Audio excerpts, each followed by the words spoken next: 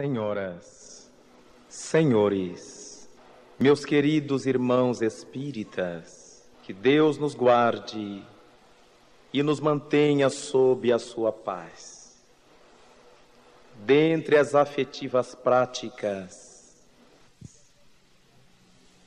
que ainda vigoram para tantas vidas, de mandar um bilhete, uma flor, um ramalhete de flores, um presente, bombons, e está estabelecido o começo do enamoramento. A partir de então, a criatura se enleva, fazendo com que o Espírito Emmanuel chegue a dizer, numa de suas mensagens formidáveis, que o namoro na terra constitui a fase de um doce encantamento.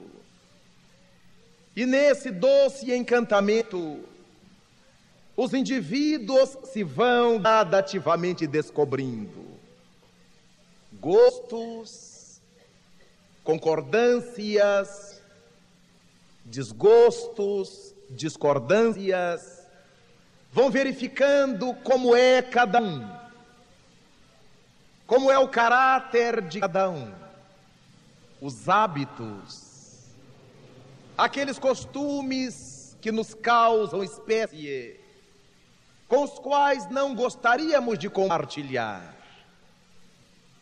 Ao mesmo tempo em que descobrimos valores, coisas formidáveis que sentimos existirem no outro e que muitas vezes em nós falecem. E essa forma que o namoro avança, quando consegue se descobrir mais pontos concordes do que discordâncias. E nesse doce encantamento, quase nunca se observam propriamente os defeitos, pois estamos enevoados pela paixão, que nem sempre permite a atuação da razão. O fato é que quase nunca os enamorados descobrem pontos fundamentais para a relação que mais tarde se seguirá.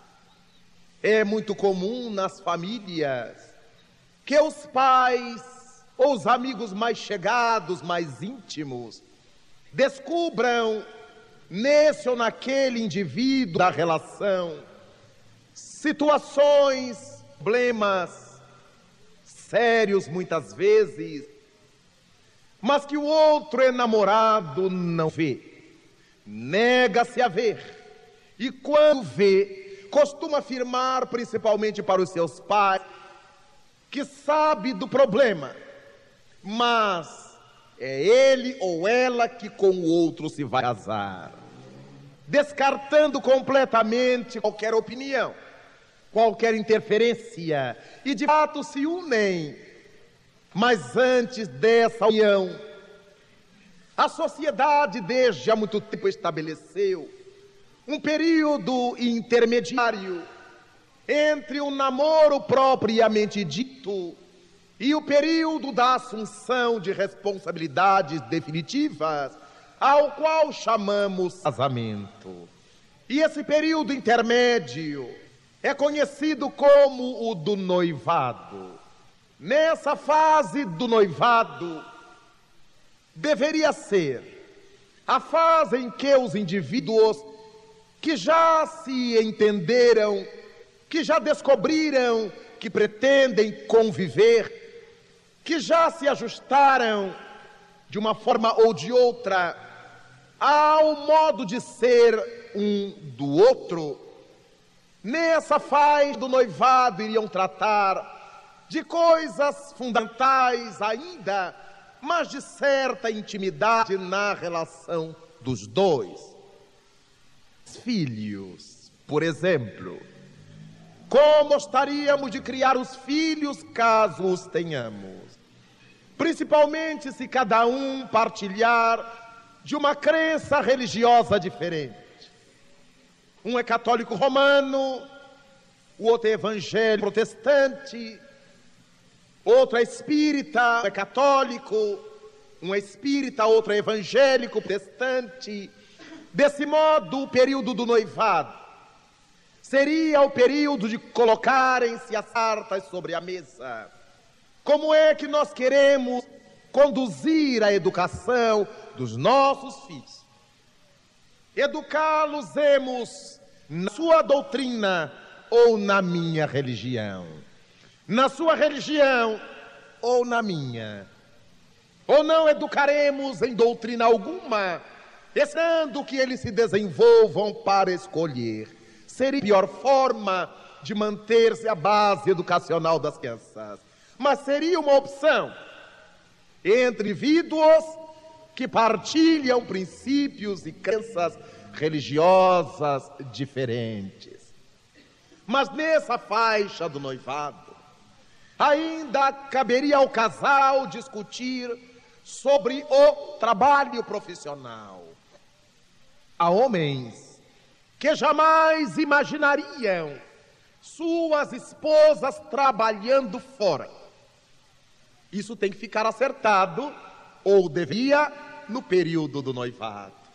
Porque a jovem teria oportunidade de dizer ao candidato: então me serve. Porque gastei tanto tempo, estudei tanto, me preparei, me formei, quero realizar-me profissionalmente, quero ser útil à minha comunidade trabalhando profissionalmente. Posso buscar o emprego de meio período, mas gostaria de trabalhar, de continuar trabalhando.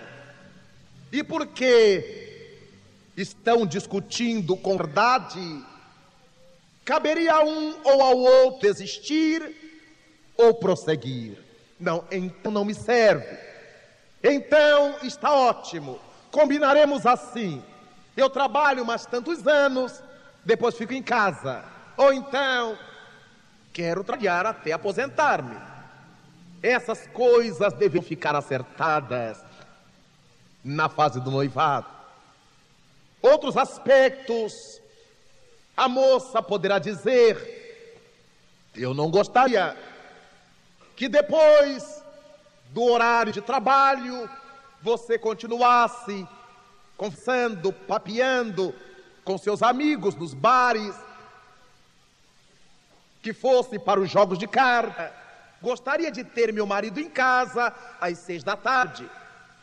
E ele, dado ao seu temperamento, vai dizer para ela se ele será um homem capaz de cumprir com esse acordo.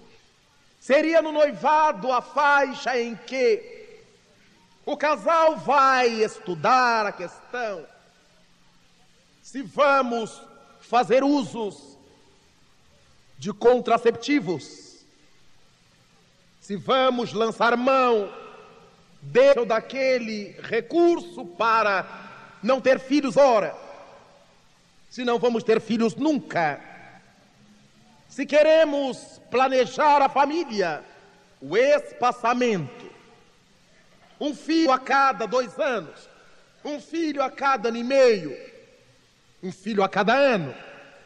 É esse o período em que essas coisas devem ficar, pelo menos, alinhavadas. E é nessa faixa que ainda perdura o doce encantamento, que nós estabelecemos um contrato para que mais tarde um não diga que foi iludido pelo outro. Um não diga que sabia que após o casamento seria assim. Dessa forma, percebemos que o noivado e o namoro avançariam para a consagração esponsalícia. Viria o casamento. E nessa experiência matrimônio é que verdadeiramente o casal passa a se conhecer. No namoro, no noivado, importante fase para a vida 2, que é a da aproximação do entendimento, conforme estamos avaliando, teria no casamento a confirmação de que era aquilo que nós queríamos, mas é o período em que a gente se conhece. No namoro e no casamento, apanhávamos a jovem em casa, quando é o rapaz. Ela está lindíssima, cheirosa, arrumada. Ele está um Dom Juan, penteado, canhoado, bem vestido, mascando sempre um chiclete para esconder qualquer coisa. E então, apanha, beija-lhe a mão. É todo ternuras, é todo romântico, é toda afetividade. Depois do cinema, do teatro, do passeio, um lanche, um sorvete, alguma coisa, e entregamos a moça em casa outra vez. Voltamos dali a tantos dias, ou nos falamos por telefone, mas quando nos casamos, conforme afirmavam os nossos avós, quando passamos a degustar 1 quilo de sal juntos, é que vamos percebendo, por exemplo, que ela casou com um homem que ronca, ou que ele casou-se com uma esposa que ronca. E a hora que se dão conta, eu não consigo dormir com alguém que ronca.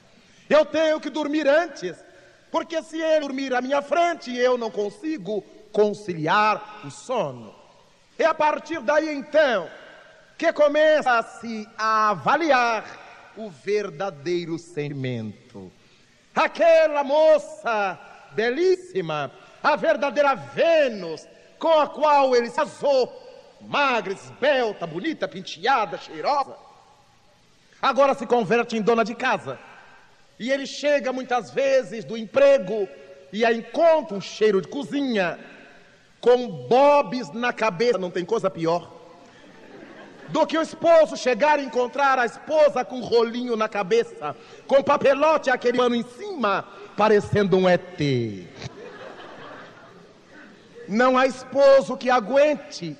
Quando ele começa a se lembrar que a secretária de sua repartição está sempre arrumadinha, penteada, ele não vê a fase dos bobs.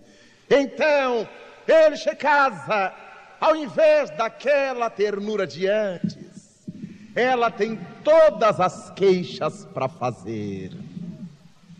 Queixas da empregada, queixas da sogra que telefonou, como é abusada, sua mãe.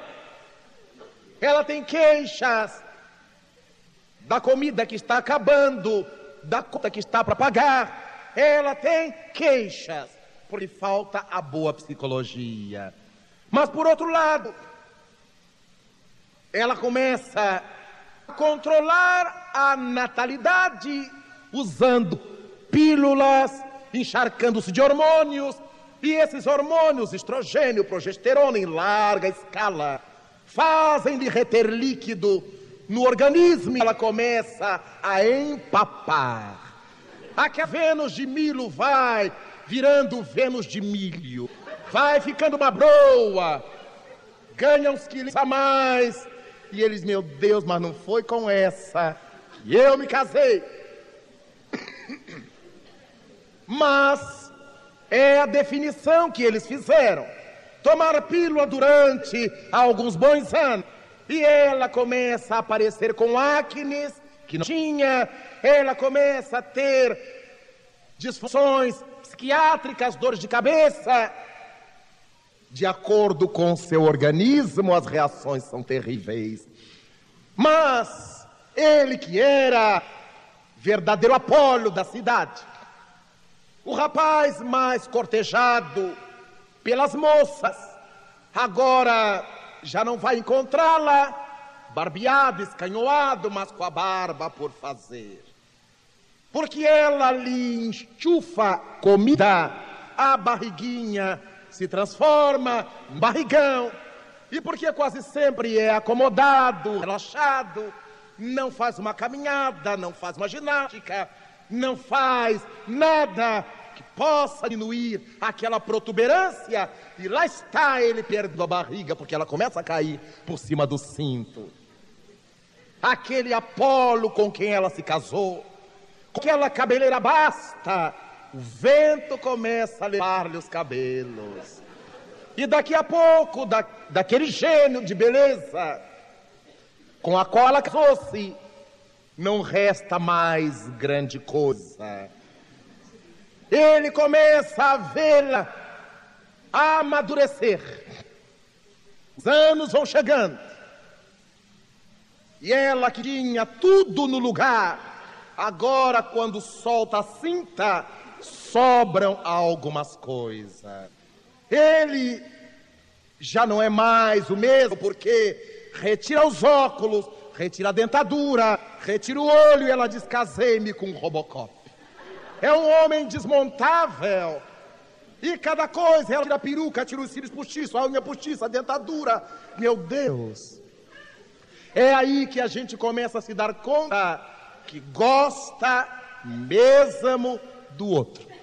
É nessa fase que nós checamos o amor.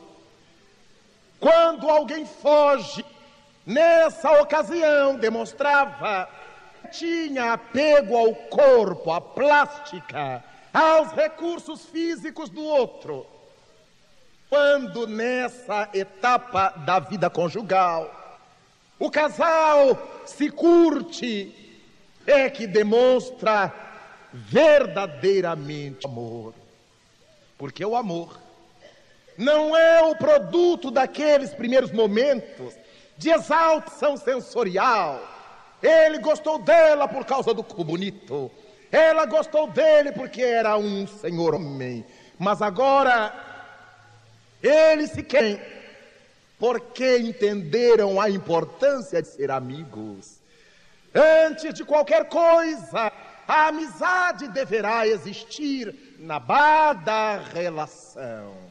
Jamais alguém sustentará o lar se não houver, antes do aspecto marido, antes do aspecto esposa, o aspecto amigos. A amizade, essa amizade que estrutura o respeito recíproco, esta amizade que estimula a cooperação mútua, esta amizade que faz o acompanhamento e um pelo outro. É dessa forma que o lar se mantém. Mas, lamentavelmente, temos acompanhado pelo mundo afora a onda de tormentosas separações. Os casais que não suportam avançar, levar a relação conjugal a bom termo.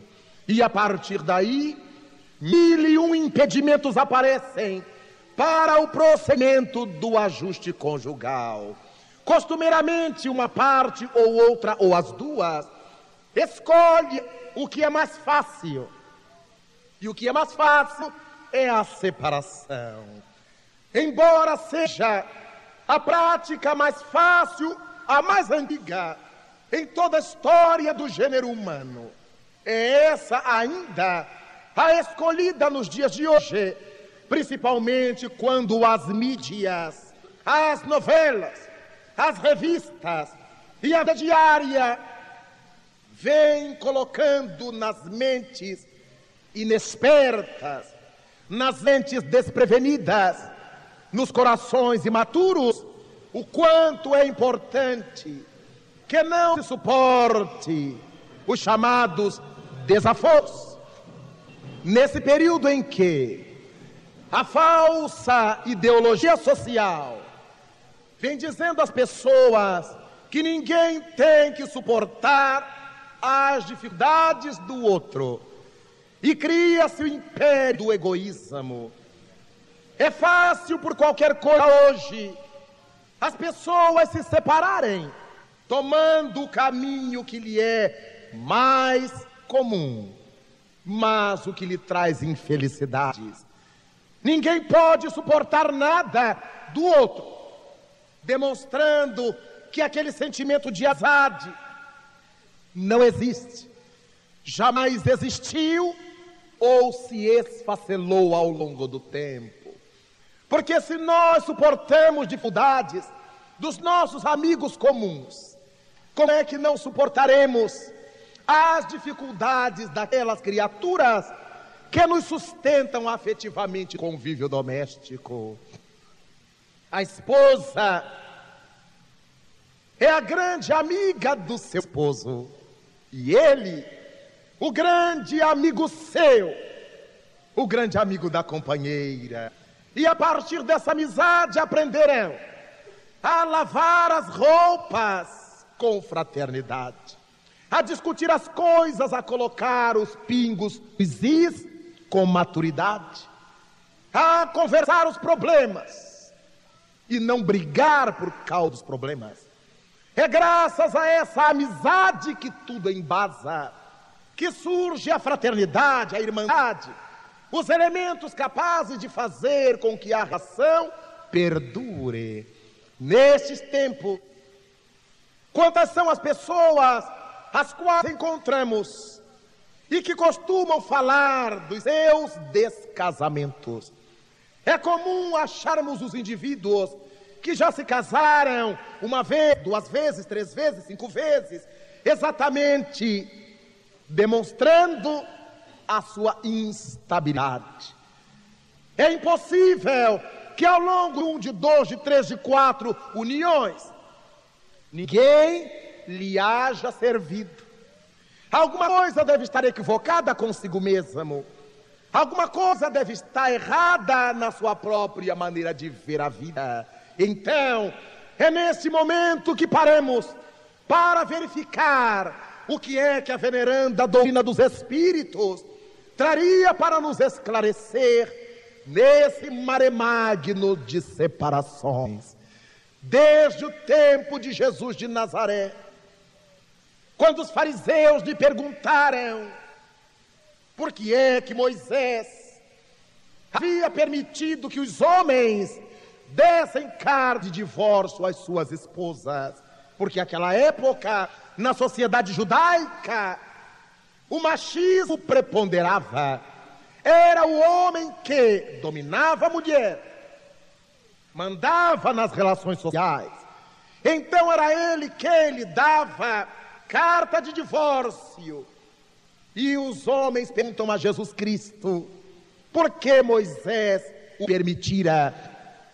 Ao que o homem de Nazaré responde que Moisés permitira-o por causa da dureza dos corações humanos, já que no princípio, nas leis básicas da vida, não era assim.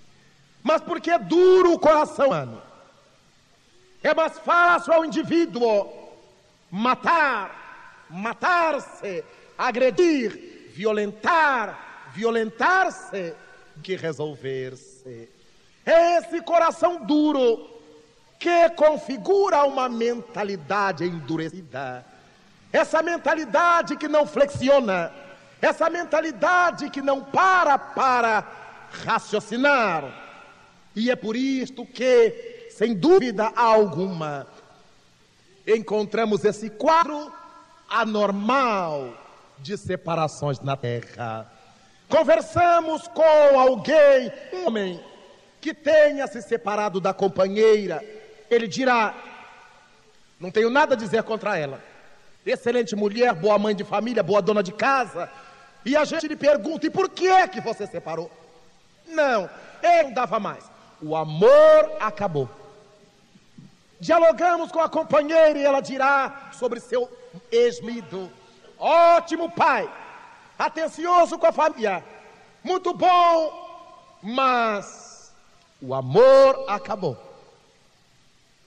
Tanto do lado quanto do outro ouvimos duas deslavadas inverdades. Exatamente porque o amor não se acaba.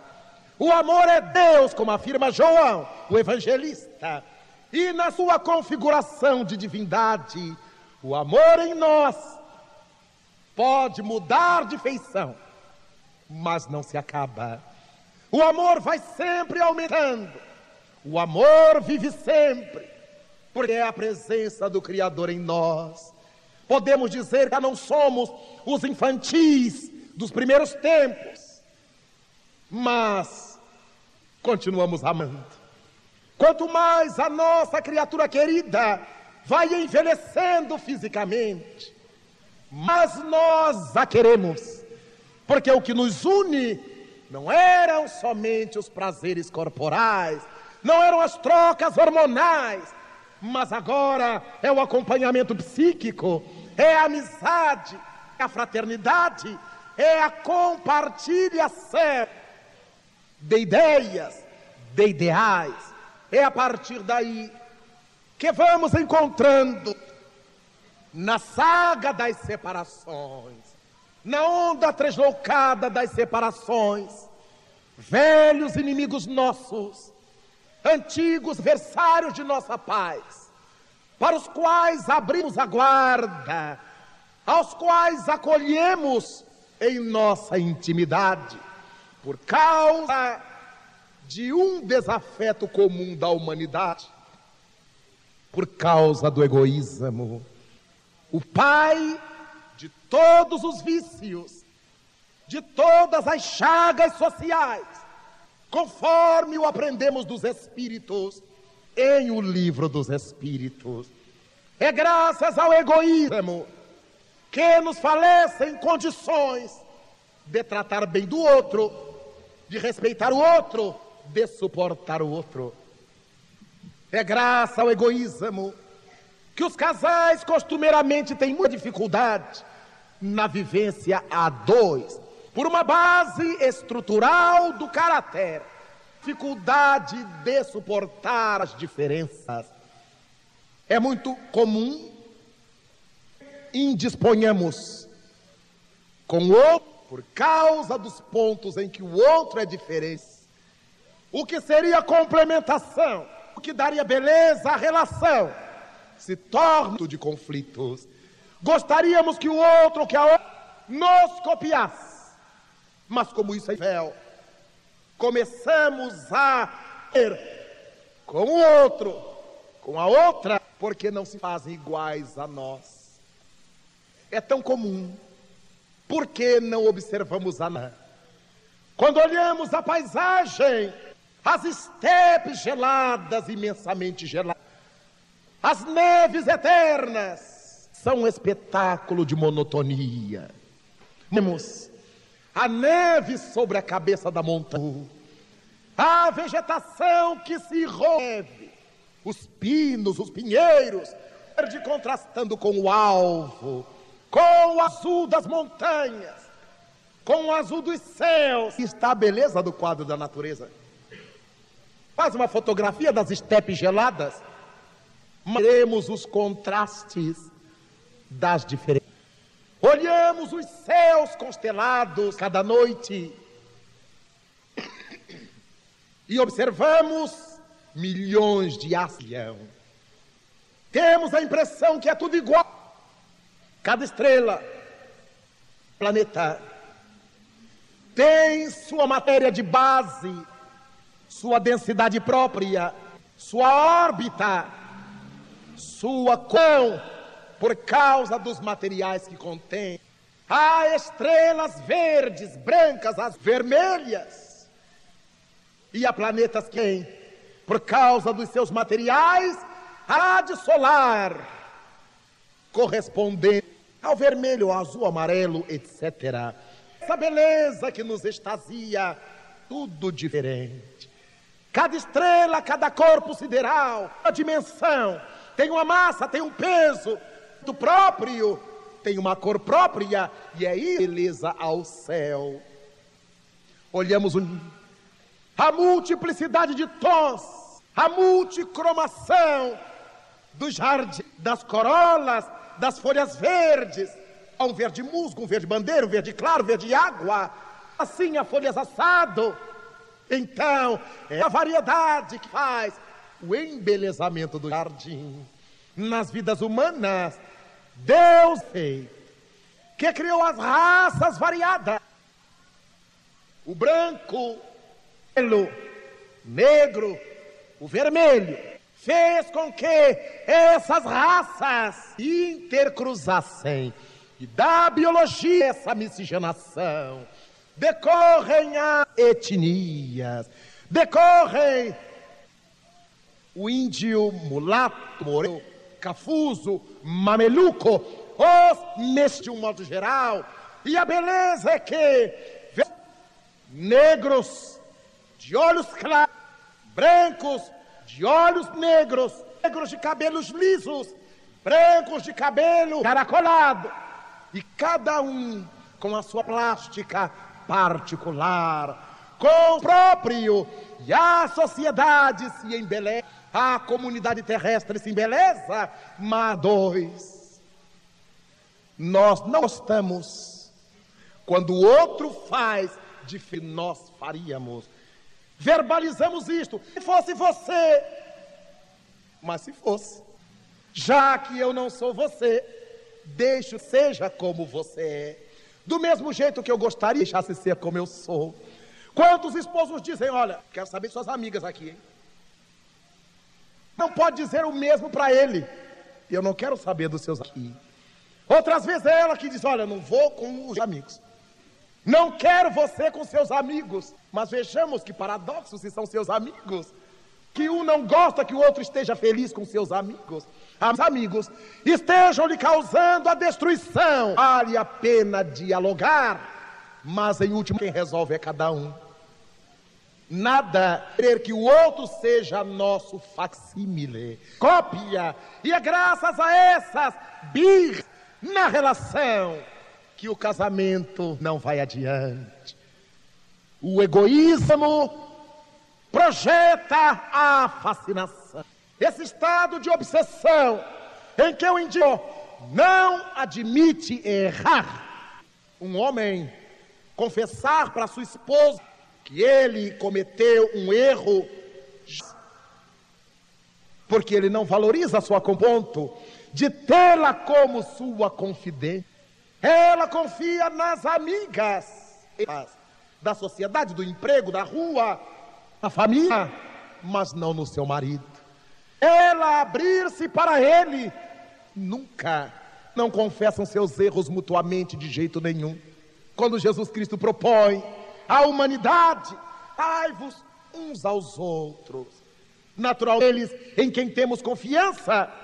Se o companheiro confia na esposa e vice-versa, a relação não pode ir bem.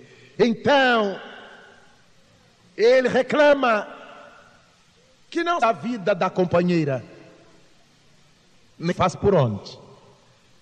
Ela reclama, sabe dos intentos do seu companheiro e para isto, e a relação adoece. É tão comum que por qualquer se indisponham, e quando para resolver a grande maioria, mas bastariam duas palavras, duas apenas: desculpe, perdoe.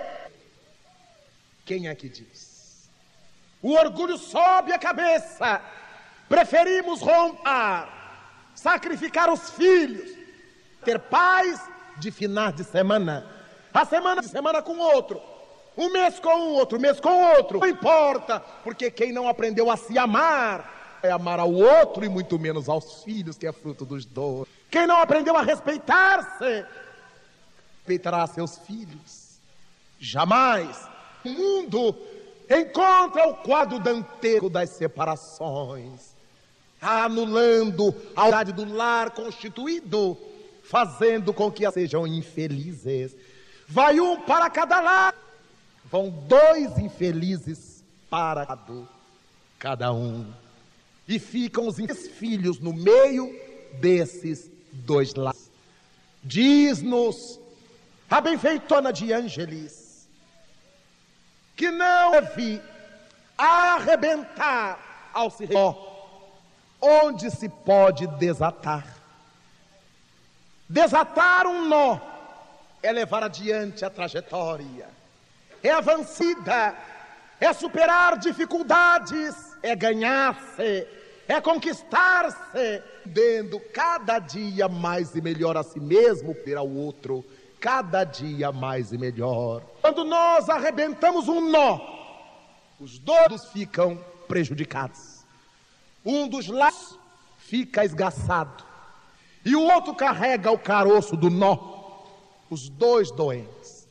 Mas o orgulho não deixa que me arrependi. Estava morrendo de raiva de você pelo que você fez. Em mim, me desculpe. Vamos reatar, vamos repensar. Aí o orgulho do outro diz: jamais. Não foi você que quis, não foi você que foi. Morre por dentro, mas não abre, não se dá oportunidade. Aos poucos, porque gosta do outro, mas gosta mais do seu orgulho, gosta mais do seu egoísmo, e fica com eles. E a terra, mais um caso que vai ter desdobramento no porvir, no além, nas nações. A doutrina espírita chama atenção para essa importância, nos querermos bem e manter a família. Quantos são os obsessores que falem das fragilidades de um ou de outro ou dos dois do casal para provocar-lhes desatinos, sabendo que um é pavio curto ou que o outro é pavio comprido demais. Então, situações estranhas, ciolos, competições balofas, que a relação não chegue jamais a bom mundo. Por isso, os amigos nos han falado a respeito da destruição dos lares, diversas entidades que se movem no além, que são inimigas de nossas reições, inimigas antigas, decidem-se investir contra a nossa paz. Allan Kardec tem o livro dos Espíritos, das entidades que provocam, que perturbam a humanidade encarnada. Qual é a área que elas mais gostam de atacar? E o Espírito da Verdade responde-lhe: a área concernente às questões morais.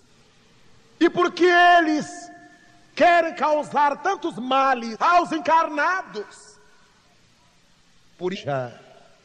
por não admitirem que possa haver na terra alguém que esteja mais feliz do que eles, como no mundo entre nós, pessoas que maldizem, que malsinam, tão somente por causa do chá, pessoas que perseguem, que agridem, mal, tão somente por causa da inveja.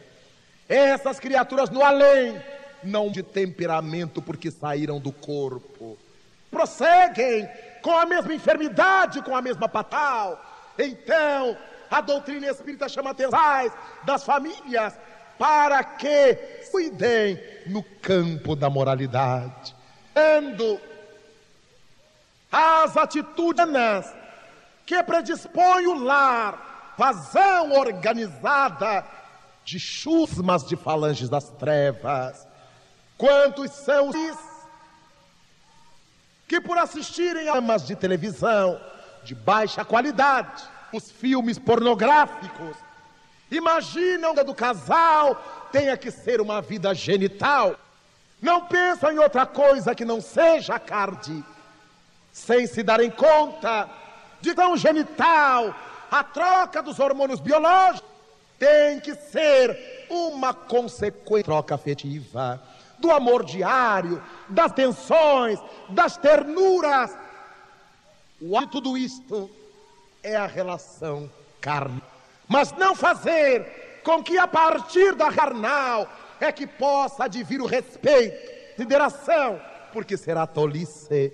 Passar momentos de prazer, volta a vigorar o egoísmo.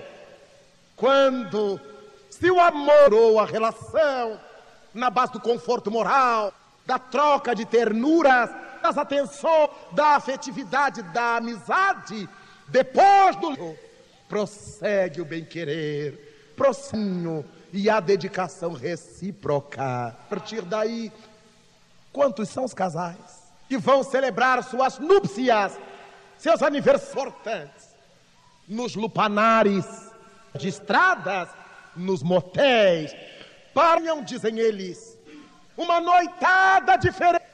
E de fato, será uma noitada diferente.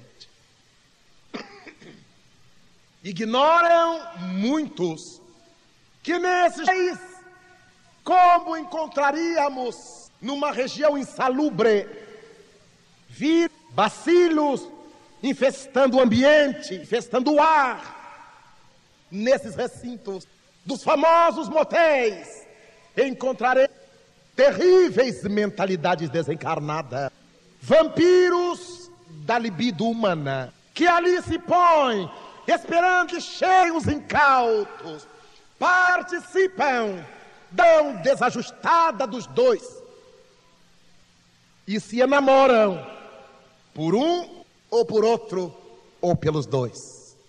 A irem dali, são acompanhados por entidades que, por quererem ter ou o outro, provocam a desunião dos dois.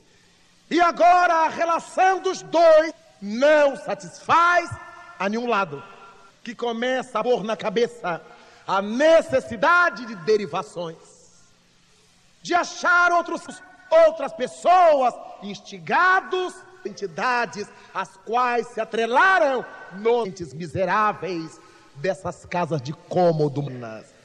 A partir daí, a doutrina espírita nos chama a atenção, principalmente das famílias, para que não se modismo, respeitar o tálamo, vibrar no encontro com o outro, mas primar por esse respeito por esse respeito estrutural, que para o crescimento da família, a educação da prole em boas bases, para um final da relação humana.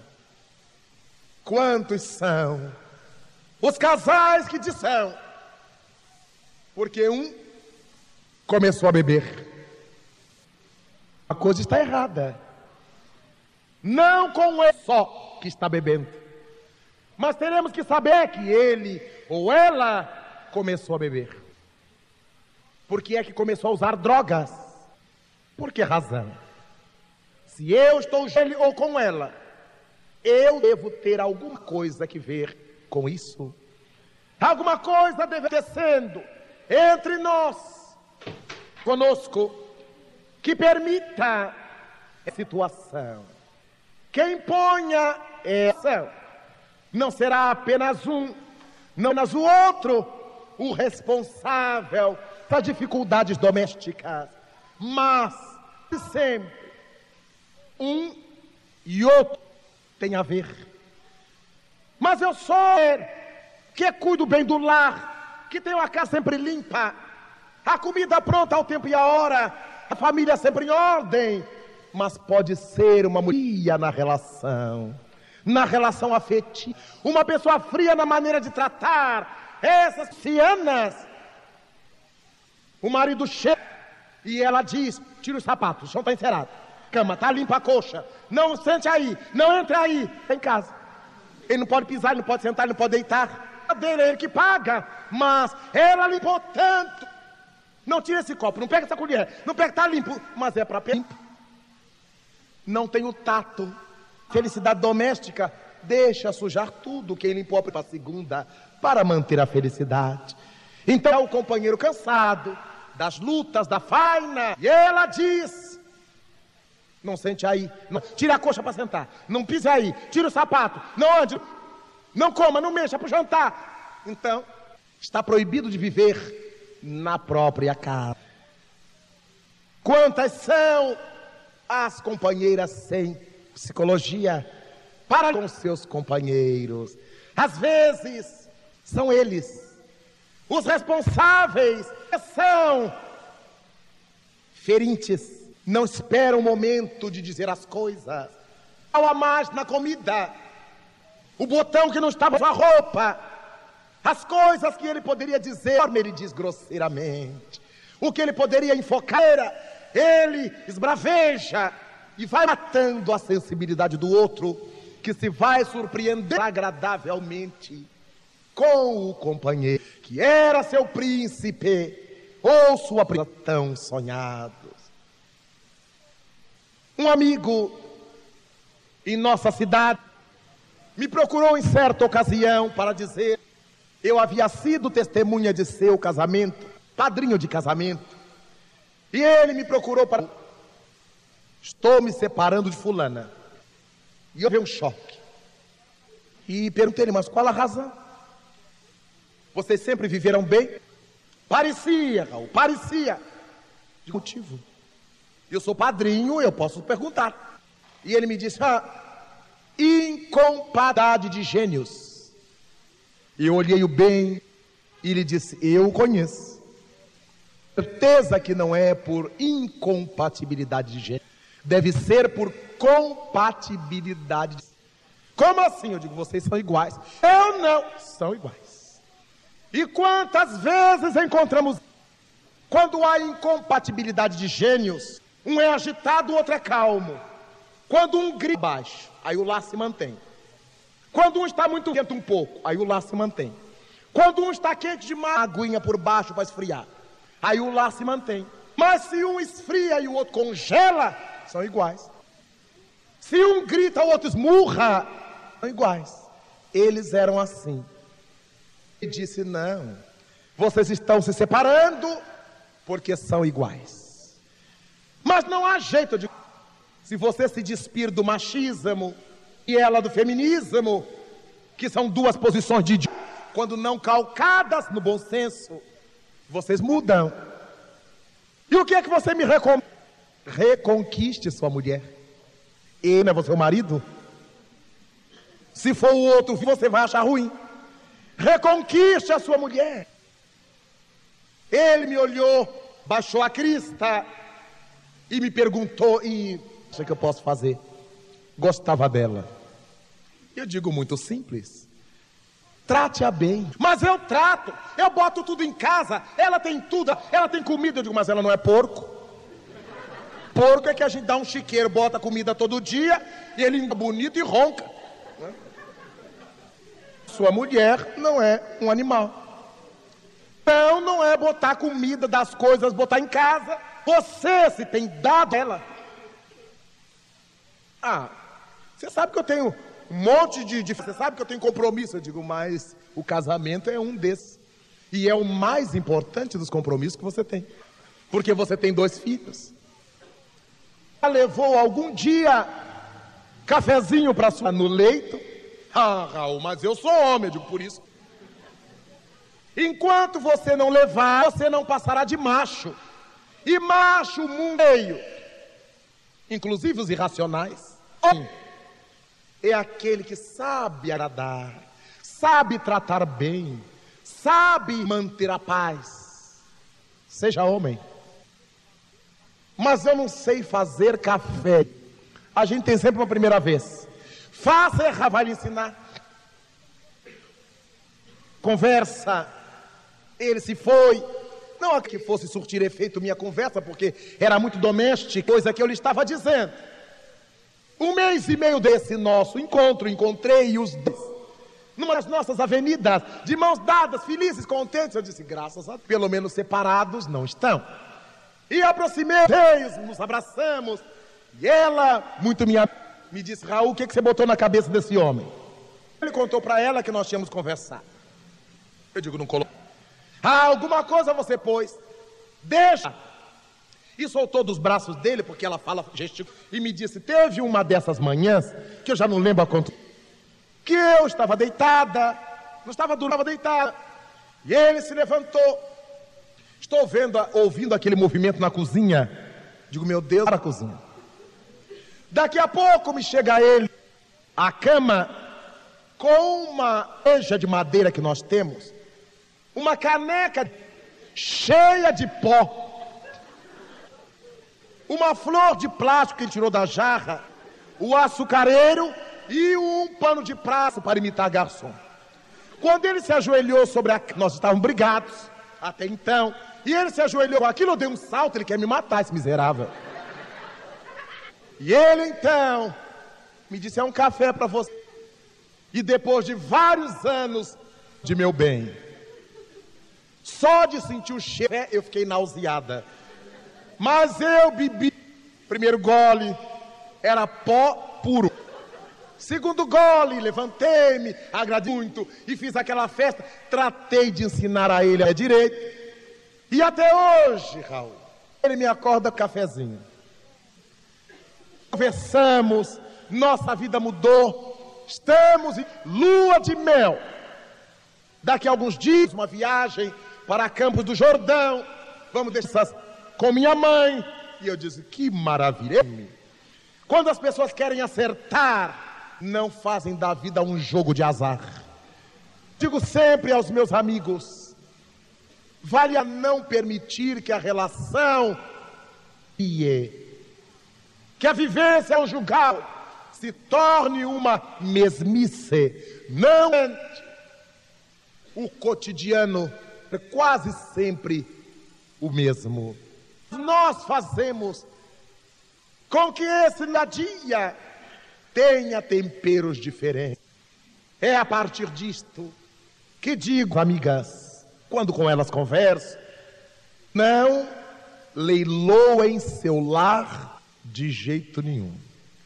Não entregue aquele sujeito que você conheceu magro, feio, cheio de espinha na cara. Você o engordou, arrumou ele bonito, tirou alguns cabelos dele, deu buchinho a ele. Agora vai entregar para o mundo e para outra. Seja inteligente. A mulher pôs na terra tem que ser mais inteligente. O homem, aliás, desde a lenda do paraíso, a inteligente. Quando a serpente disse para que Eva comesse a maçã, ela comeu, mas tratou de dar um pedaço a Adão, que está até hoje com ela engasgada, mas junto de Eva. Então digo às minhas amigas, não desfaçam, dizia minha velha avó, que a carne tem que roer os ossos. É um ditado e de profundidade.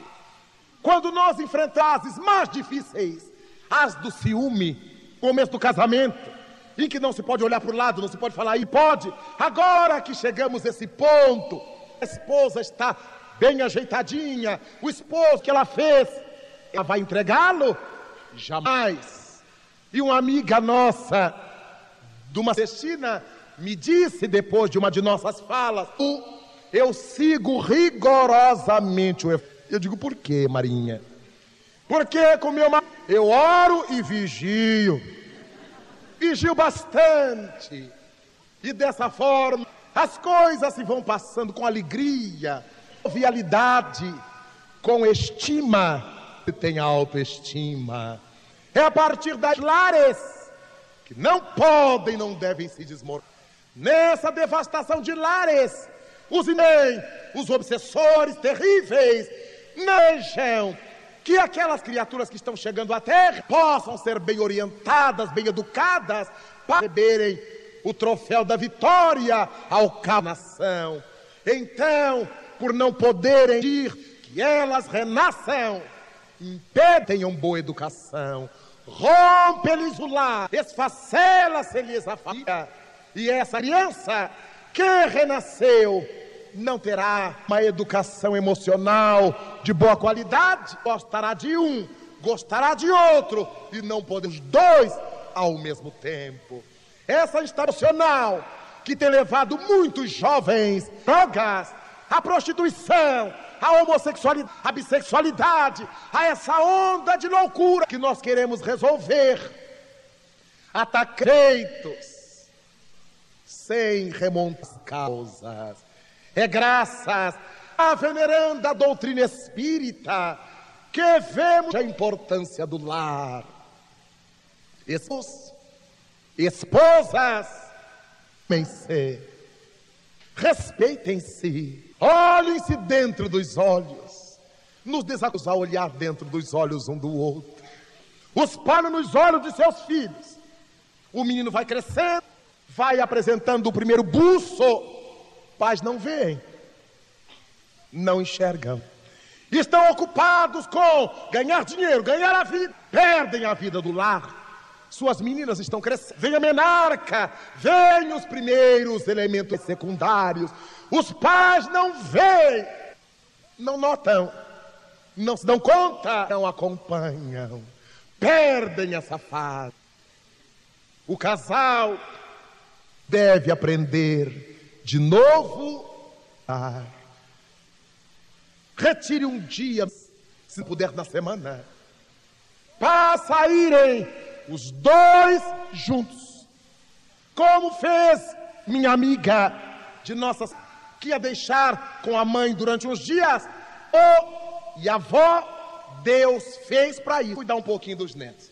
Não há avô que não goste, avó que não goste de deseducar um pouquinho os netos, para que seus filhos tenham uma semana de lua de mel periódica para conversarem suas coisas, não somente problemas, para falarem abobrinhas, à toa, para dormirem e acordarem tarde, para namorarem outra vez. Como faz falta quando o casal senta ao redor da mesa, são dois economistas discutindo que o dinheiro não vai dar, que tem que pagar, fazer as compras, pagar não sei o que, pagar não sei o que lá, e brigam. Mas você tinha prometido que esse mês a gente ia comprar, que esse mês a gente ia viajar, crianças queriam. São dois economistas de precisam voltar a ser dois amores se querendo, olhar dentro dos olhos. Pira esse feminismo louco, esse macho sem sentido, e o esposo dizer a senhora, segurando-lhe as mãos de intimidade: minha filha querida, minha nega, como se tratem, como você é importante na minha vida. O de mim sem você, honestamente, porque é verdade. Ela dizer para ele, com seu brilho costumeiro nos olhos: ah, meu bem, meu nego, como queira, o que há da minha vida sem a presença. Como é importante as mães tomarem seus filhos olhos e dizerem para eles: você, meu filho, é a razão da vida. Nunca seu pai, nunca sua mãe seria feliz se você não estivesse conosco. For um filho atormentado pelo vício, de que ele é importante, para que ele tenha coragem de lutar, valorizando você, sabendo que alguém o ama. Mãos se curtam, que digam para o outro: cara, como eu curto você. Ana, como você é especial. Aprendemos a verbalizar. Um casal amigo convidou-me para jantar com eles, porque comigo a sós. E à mesa, ela começou a falar do seu marido. Somos amigos desde a infância. E ela me disse: Raul, você sabe a última vez que ele disse que me... Eles eram casados há 16 anos. E eu imaginei, bom, deve ter um mês, 2 meses. E falei, ele, não imagino. Ele me disse que me amava a última vez na nossa lua de mel. Havia 16 anos. E ele então levantou a cabeça: mas ela sabe que eu amo ela. Esse negócio de amo ela é dor de frango. Eu amo ela, mas isso não é suficiente. Imagine, disse-lhe eu, se nós passarmos numa floresta, comprarmos um vaso de flores belíssimo, colocarmos sobre nossa mesa e todo dia por eles, mas como é bonito. Mas como é bonito. Chegará um dia que ele terá murchado, porque nós o amávamos sem lhe atender como quem o amasse. O amor é como um vaso de plantas. Diz o que a cada dia a gente põe um pouquinho de água e o exponhamos à luz do sol. Se pusermos água demais, apodrece. Se expusermos demais ao sol, requeima. Então, se faz importante doar ao outro, nas doses certas, aquilo que a gente tem para oferecer. Amar ao outro não significa viver agarrado fisicamente. Há esposas que, para dizerem que gostam, lhe soltam as mãos. Vão ao mercado de mão dada, dão um passo com a mão só, a outra tá segura. Para dizer que gosta, isso é grude, mas não é amor. No amor damos liberdade, porque sabemos que está no coração. Pode ir para onde queira. Esses fios invisíveis da alma são os que nos ligam, os que nos prendem. Não a mão. Há muita nada aqui, mas o olho passeando. Então não é o grude físico, o agarramento que diz que nós nos amamos. Essa proximidade emocional essa afetiva que faz com que longe ou nós nos queiramos bem. Raposo, que onde está a lembrança de olhar para sua esposa? Olá, já cheguei. É um gesto de atenção. Sabe que ela está preocupada. Ela dizer-lhe, já estou em casa, porque sabe que ele está preocupado. A leitura nossa será outra. Para as feministas machistas, eu não vou dar satisfação da minha vida. Para os casais equilibrados, harmônicos em si mesmos, que não carregam esses complexos de machismo ou de feminismo muito discutidos, será isto simplesmente atenção para com o outro. Então nós vamos criar os nossos filhos com a mesma atenção. Filho, quando chegar, ligue para... Não é para tomar conta da sua vida, é para que a gente se tranquilize. Você já chegou e chegou bem. É a partir daí que nós criamos a felicidade doméstica. O vaso de planta, o vaso de flor. E finalmente, cuidado em minha juventude espírita, assistir à festa doméstica. Em minha existência atual, só assisti 2 vezes. Bodas de diamantes. Um casal, bisavós de companheiros nossos da mocidade, que estavam completando 75 anos de casamento. Homem de mais de 90 anos. Ela era uma senhora de 90 anos. Cabelos azulados, cheirinha. Ele já um pouco trêmulo, mas havia sido juiz de direito. Um casal queridíssimo. E fomos à festa. Ou só tiveram entrada, poucas pessoas fora, tipicamente familiar. Assentamos-nos assistindo as falas dos filhos, dos netos, dos bisnetos.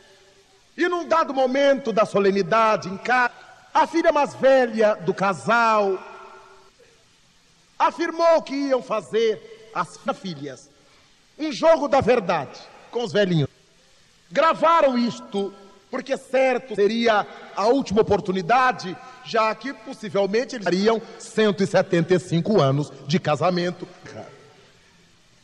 E numa das perguntas, então perguntou a mãe: mãe, nós sabemos que papai tem um muito difícil. A senhora casou, era muito jovem. E nós, filhas, jamais os vimos trocar a palavra áspera. Jamais os vimos de semblante turvado diante de... Jamais. Sentíamos vocês, isso era sincero. Mas ficou grande incógnita esses anos todos. Como a senhora conseguiu casar pai e nunca assim dispor. E eu ouvi a mais bela lição de vida conjugal de minha vida, pela voz emocionada daquela senhora nonagenária. Levantou-se, impertigou-se, olhou aquele povo reunia em sua casa e disse: foi muito fácil. Viver com seu pai foi fácil. E eu aguçei minha atenção. Eu namorei seu pai desde os 12 anos de idade. Naqueles tempos isso era muito comum. Casamos-nos jovem. Ele estudava e eu fui cuidar da casa. Logo tive a primeira filha, você. E quando seu pai me fazia alguma coisa que eu julgava que não fosse tão boa, eu tomava uma providência muito minha. Me casei conhecendo-o bem, porque os aparentados, como somos, eu pedi a Deus que pusesse no coração uma balança sensível e me deu esse presente. Balança sensível, no passado, era usada farmacêuticos para aviar reção, eram balanças muito sensíveis para pesar ramas pequenitas. Ela então disse à filha: Levei uma balança sensível. Quando se uma coisa que não me agradava, eu punha esse desagrado num dos pratos. E tudo de bom que ele era, de nobre, eu punha no outro prato. Natural, o prato pesava muito mais. E eu não iria jogar o que pesava mais por causa de uma coisa, embora aborrecida. Dessa forma, conversávamos, e chegamos a 75 anos. Se Deus, vamos nos casar na outra encarnação. Porque agora que ela já tinha nele, em 75 anos, não tinha que outra se candidatasse ao vestibular. Ela então já se oferecia, vamos juntos na próxima encarnação. Rendo as minhas irmãs aos meus irmãos.